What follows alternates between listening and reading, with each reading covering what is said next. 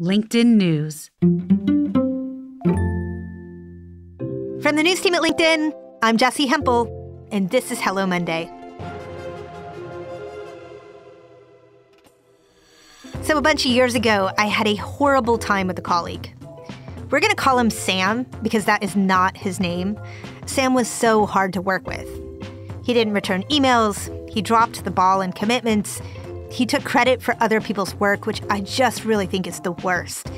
Now, I loved this job. I really think the job would have been wonderful were it not for Sam. Around that time, I started working with this great job coach. And of course, the first thing I brought up was Sam. I really wanted her to help me solve the problem of Sam. But when I walked her through my litany of issues, she just said, "Jessi, there's always a Sam." That phrase has become a mantra to me because it's pretty much true. Anywhere I've ever worked, there's always a Sam. Our guest today is Amy Gallo. She's an expert in conflict, communication, and workplace dynamics.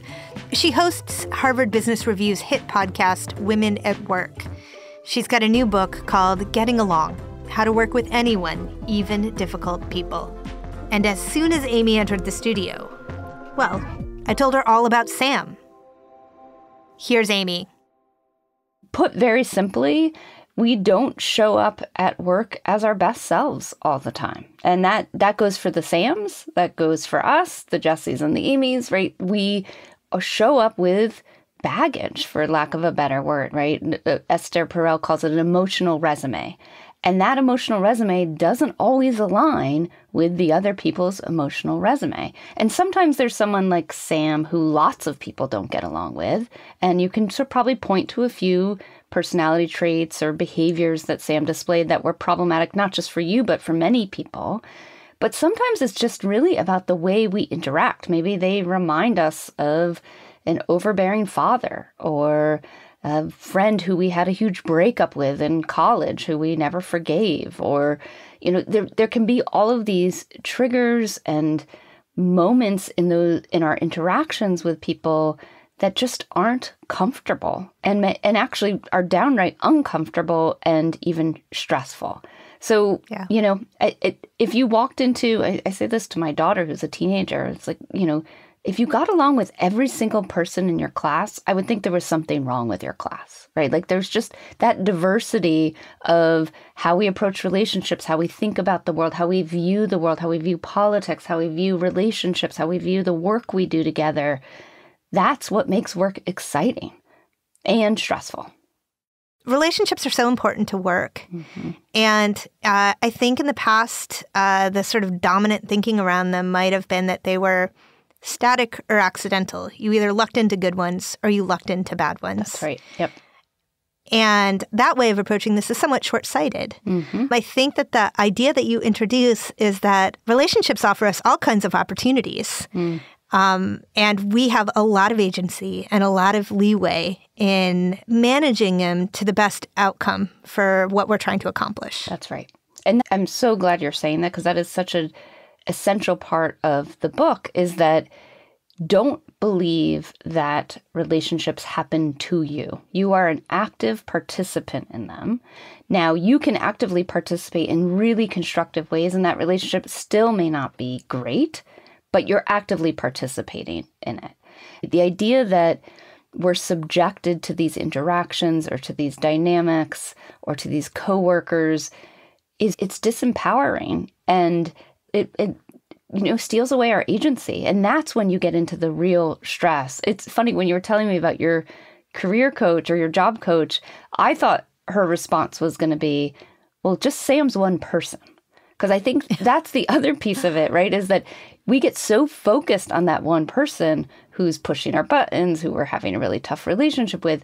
But I'm guessing the majority of your relationships at work, aside from Sam, were very positive, even fulfilling, maybe joyous. And we get so stuck on the ones that are hard because of our negativity bias that they take over our mind, and they do make us feel helpless. Yeah, I mean, I have to say, it's also true within a lot of organizations that your success or failure at an organization may disproportionately rest on the opinions and actions of a very small number of people. Mm-hmm. how do you know when actually it's toxic enough that your best move is to leave? The answer, of course, is it depends, and I hate that answer for any question. But it's going to depend on what you know about that person's role in the organization. As you say, how much power they wield in that organization, whether you have other strong relationships, right? So I think you can have one really toxic relationship, but if you have lots of other positive relationships where you're getting the credit you deserve, you're getting the recognition, the visibility, right? That toxicity could maybe be more sort of put in a corner, could be boundaried.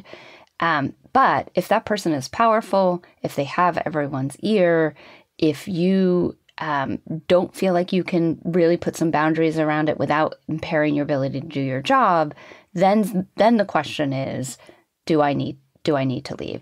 I wish there was a checklist of like, okay, 7 sleepless nights plus powerful person plus, I wish there was like a nice formula where it was like, find another job.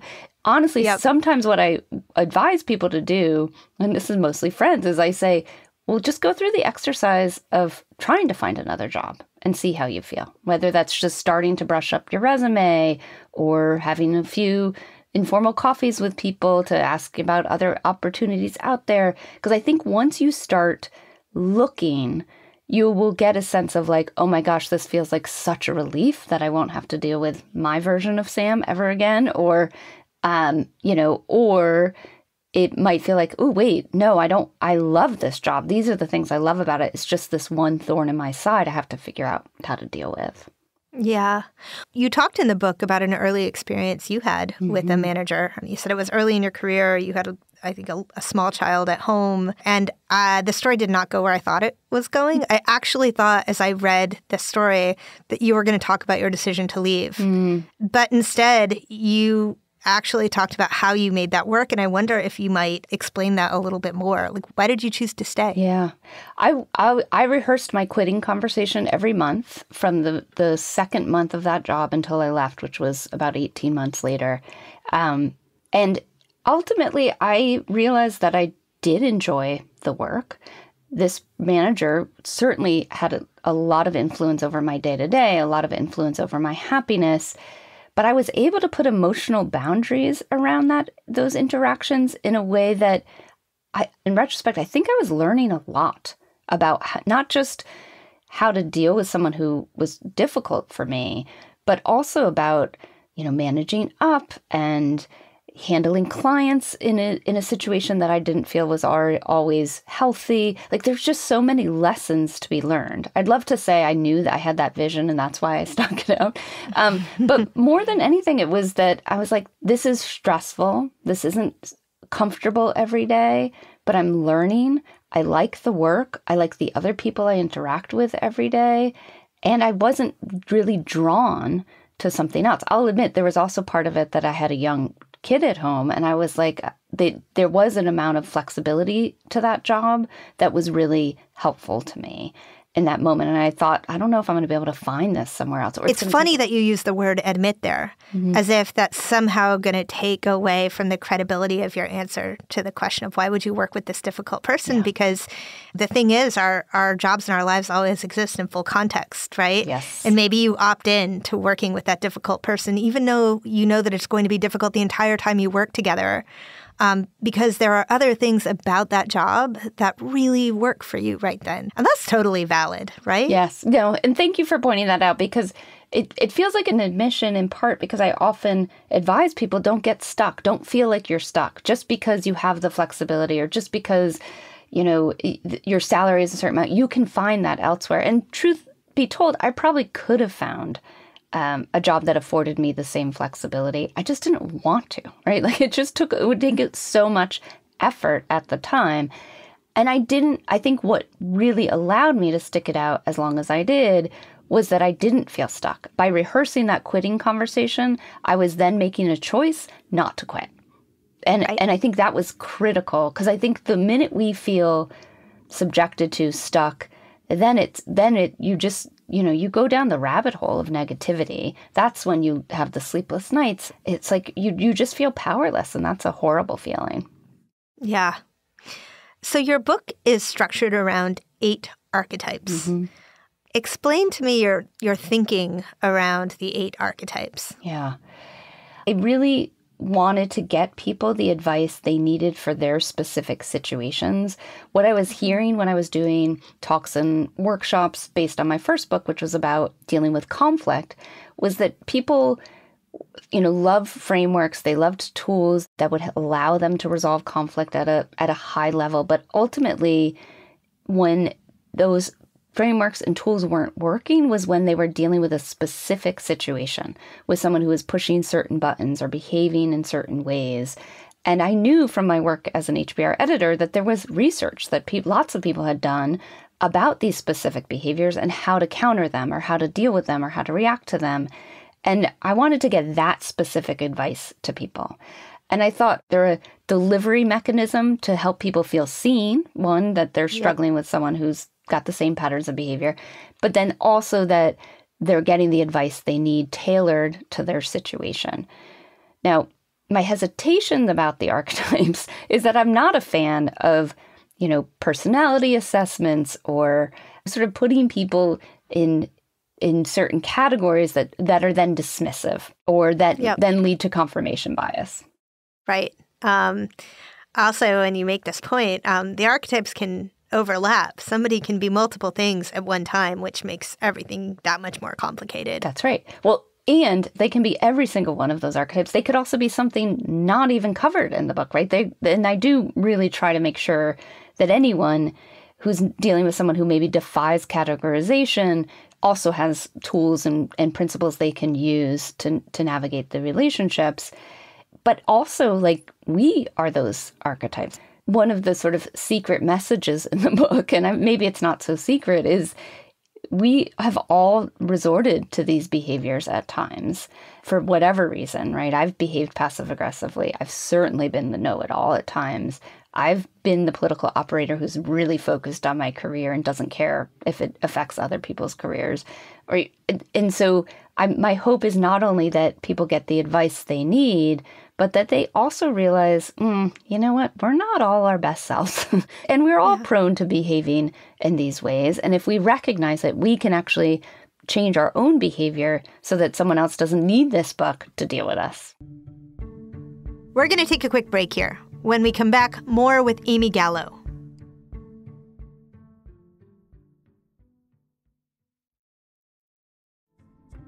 And we're back. I noticed something as I was reading Amy's book. I kept seeing aspects of myself in the various difficult coworker archetypes. And, I started to think, look, I don't want to be anyone else's Sam. I mean, I'm not saying that it all has to be perfect. Perfect isn't the point. Here's Amy. Yeah. Well, it's just always messy. It's always messy. And, it's not going to be perfect. And I mean, for decades, the idea, and I still have trouble wrapping my head around the fact that we believed this, but that we would show up at work as someone who has no emotions and no expectations for a relationship, like that you would just drop who you are and show up at work just to work, just to be that robot or just to carry out the tasks. And I think when I look back at old HBR articles, I really think we believed that. Well, yeah, and that was also because work was a fairly homogenous experience and also a fairly short experience. Yeah, right. And both the agreement about what work is, when we'll do it, how we'll do it has totally changed. And as you point out, it is not homogenous. So we're going to, encounter people who we've never encountered before in terms of demographics or identity, right? And then that also then challenges us to interact in new ways that many of us don't feel equipped for. Well, it feels like so much of how you deal with challenging people lies in that area you're just describing, which is not actually what action do you take with them, but how are you processing what's going on? What are you noticing? And that is where I think your archetypes can become very helpful because they give us a language for trying to name things that just generally make us uncomfortable. Yeah. And it's my experience that once you can sort of figure out, well, why am I uncomfortable? You sure have a lot more agency when you decide whether and if you're going to react to it. That's right. Right. Well, and having the language to say, okay, this is what I think is going on. I think I'm dealing with an insecure boss, or I think I'm dealing with someone who's an extreme pessimist, right? Then, like you say, you can say, okay, well, what about that exactly bothers me, right? What of that behavior is posing a real problem? Do I have the power to change that? What would I say if I could say something, right? And then it's a series of thought experiments around what would it look like to respond? How would I feel about that? Because I think ultimately, I don't need to tell you or anyone listening this, like, you can really only control your thoughts, behaviors, reactions, and maybe not even control your thoughts, but you can pay attention to your thoughts and you can control your behaviors and actions. So you're not going to give someone else, a prescription for therapy, and they're all of a sudden going to show up as a different person at work. Instead, You're going to change how you interact. You're going to change your end of the dynamic, which will hopefully, ideally, nudge them into more productive behavior. As I read your book, I thought so much that it was also a meta discussion about boundaries. And so I wanted to ask you to reflect a little bit on the role that boundaries play in getting along well with difficult people. I can't emphasize enough the importance of boundaries. And in fact, I sometimes think the subtitle of the book should have had the word boundaries in it because, as I said earlier, it's not always going to go well. And you can try really, really hard to do your best, and you cannot guarantee that other person is going to respond in kind. Sometimes you do everything that you think is right, that you're in a line with your values, that evidence shows should work, and the person actually worsens their behavior, right? They become more difficult to deal with. And the boundaries are so key, both in terms of, okay, I've tried and this isn't working, so I need a different tact. And that might be logistical boundaries of I only interact with that person over the phone because they're nasty via email, or I try to minimize the number of, minutes I spend in a meeting with this person.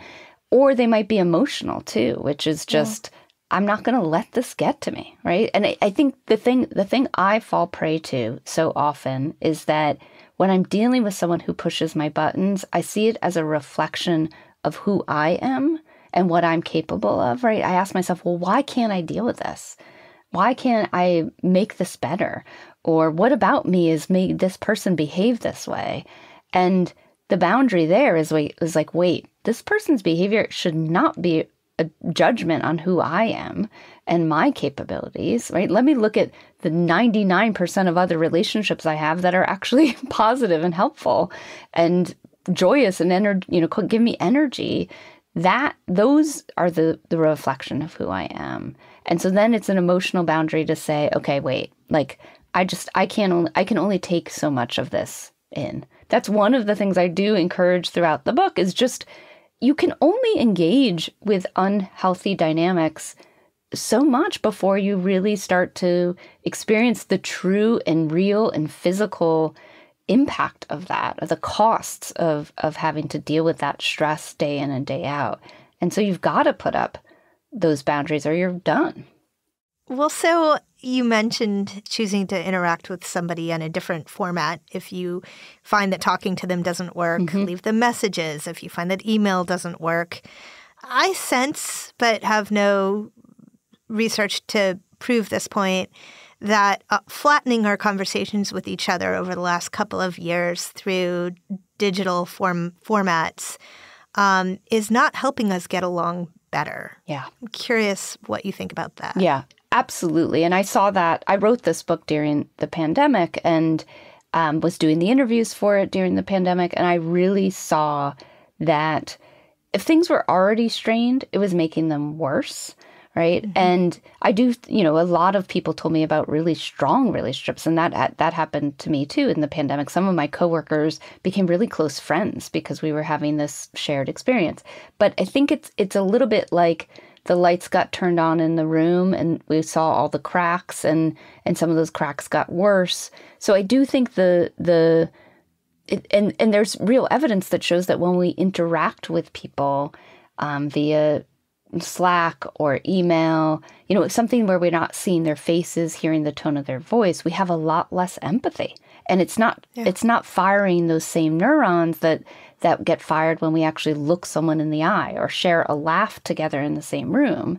And so that I do think is a big risk. And I think oftentimes if you're dealing with someone who you believe aligns with one of the archetypes, you have to ask yourself, okay, what's the context in which we've been interacting, right? And not just the organizational context, but also the medium in which we're interacting, and how may that impact the way we're hearing each other or not hearing each other or seeing each other as humans.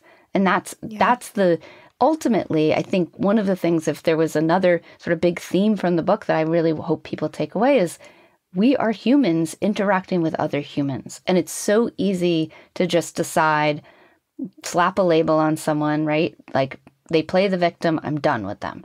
And yet you have to remember we're contributing to that dynamic.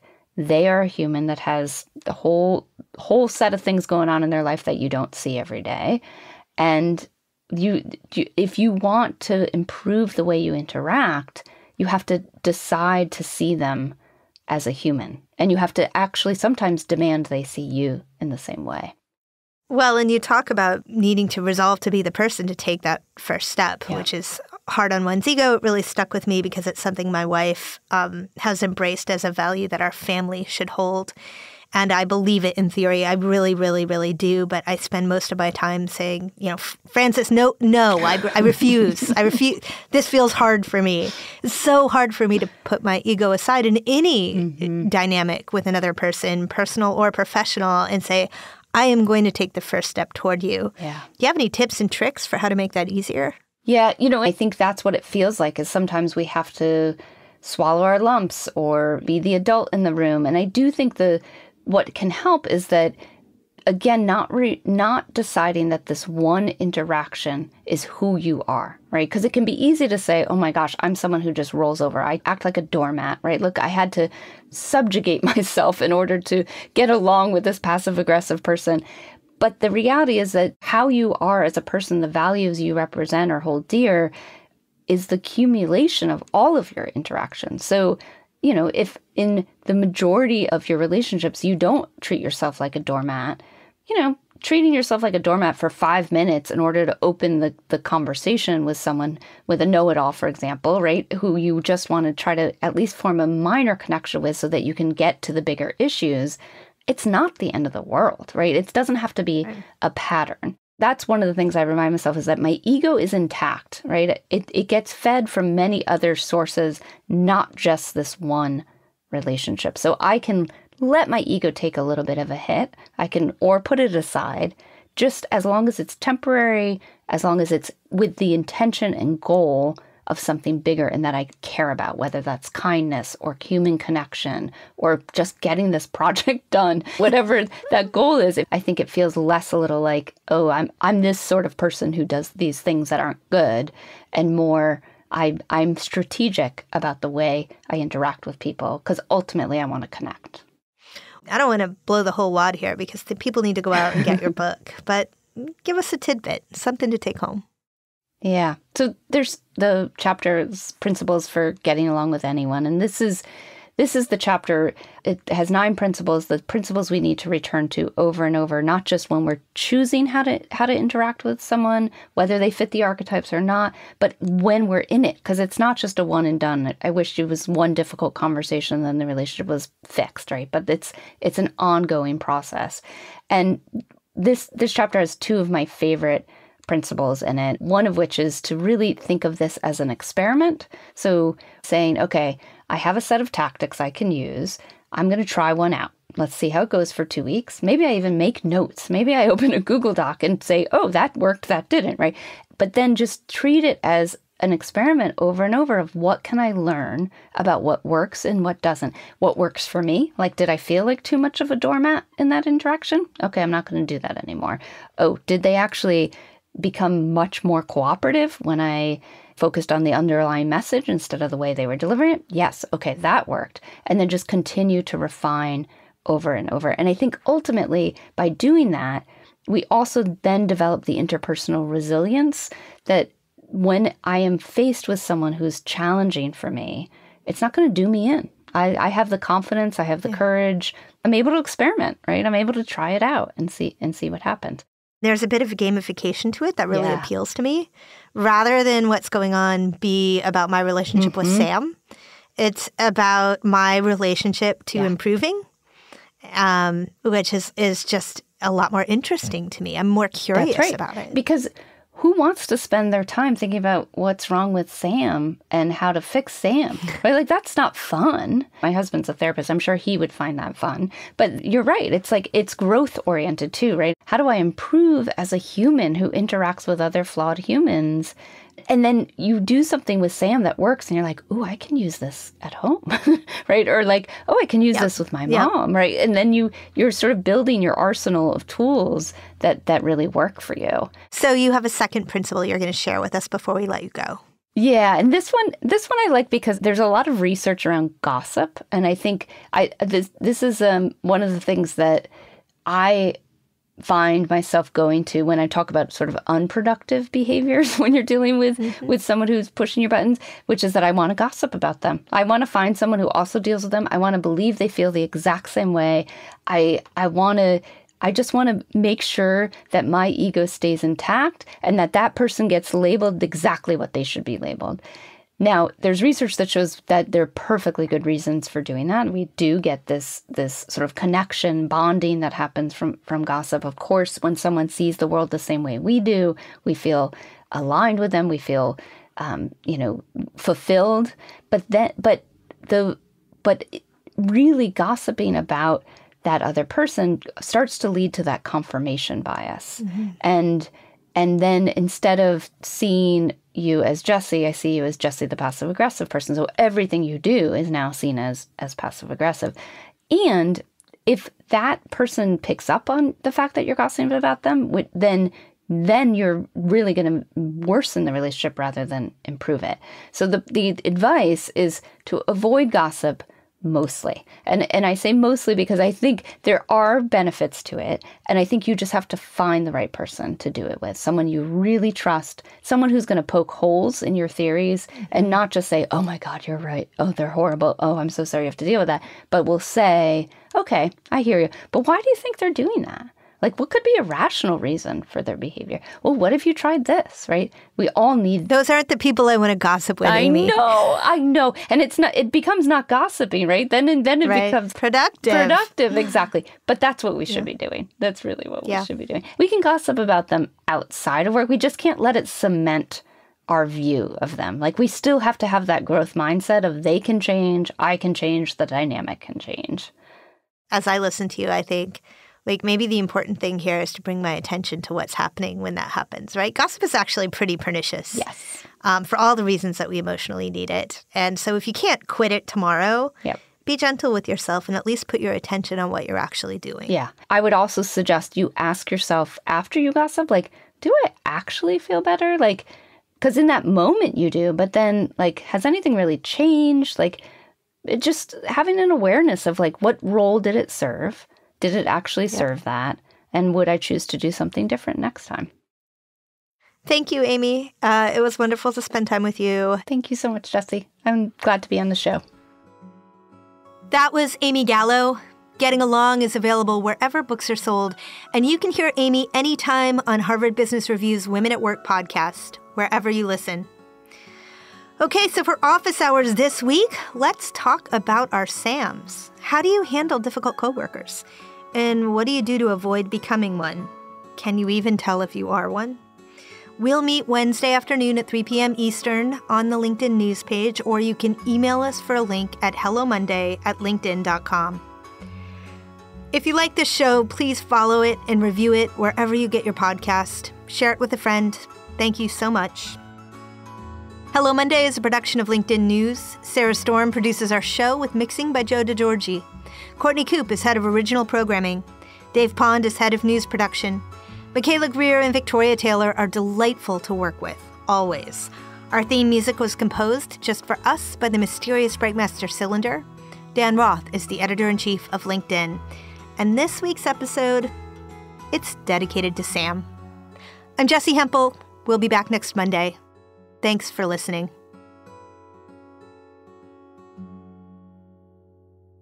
people tell me that baby jail is a short period of our lives. It's true.